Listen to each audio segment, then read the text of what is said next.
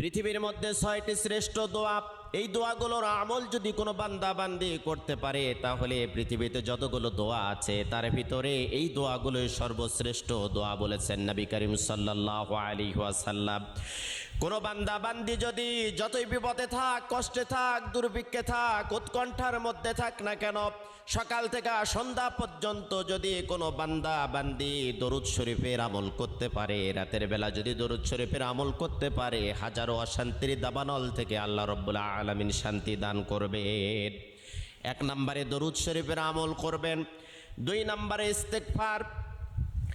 আপনার মুখটা এমন হয়ে যাবে আল্লাহ রাব্বুল আলামিনের কাছে দোয়া করার সাথে সাথে আপনার দোয়াটা কবুল হয়ে যাবে। সব সময়ের জন্য পড়বেন আস্তাগফিরুল্লাহ আল্লাযী লা ইলাহা ইল্লা হুয়াল হাইয়ুল কাইয়্যুম ওয়া আতুবু ইলাইহি। যদি না পারেন তাহলে পড়তে থাকবেন শুধু আস্তাগফিরুল্লাহ। 3 নম্বরে আপনি পড়বেন ইয়া যাল জালালি ওয়া